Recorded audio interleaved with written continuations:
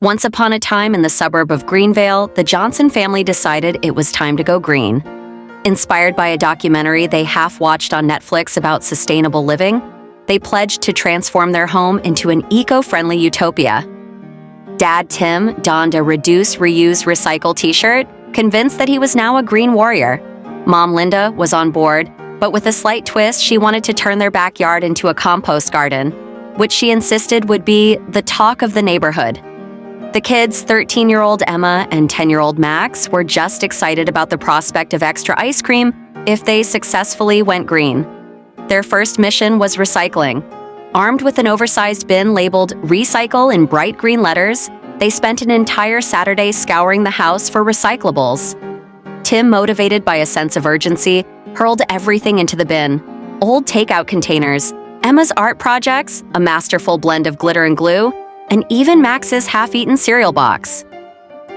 "This is a great start," Tim declared, admiring their overflowing bin. Linda, however, was skeptical. "Did you check if any of that is actually recyclable?" Tim waved her off.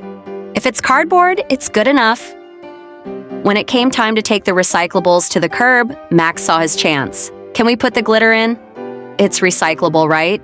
"Of course, it's shiny," Tim responded, blissfully unaware that glitter is the nemesis of sustainability. As they wheeled the bin out, they noticed their neighbor, Mrs. Thompson, eyeing them suspiciously.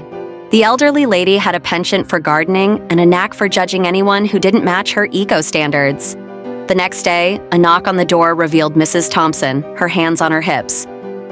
"You can't recycle glitter, you know. It's worse than plastic straws." Right, we'll fix that," Tim said, embarrassed. Determined to improve their green efforts, Linda decided to research composting.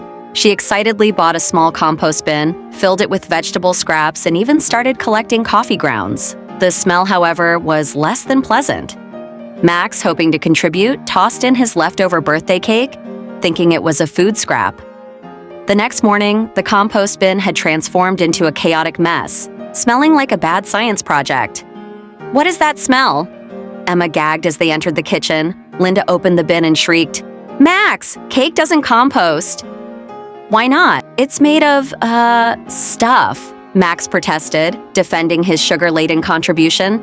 After the compost incident, the family decided to tackle their energy consumption.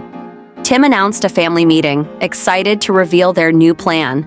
They would turn off all the lights in the house for a week. "Imagine how eco-friendly we'll be," he beamed. The first evening went well, albeit dimly. They gathered in the living room, armed with flashlights and a family-sized bag of chips, sharing ghost stories. However, when Emma tried to get to the bathroom, she tripped over Max, who was also attempting to navigate the dark, and they both tumbled into the laundry basket.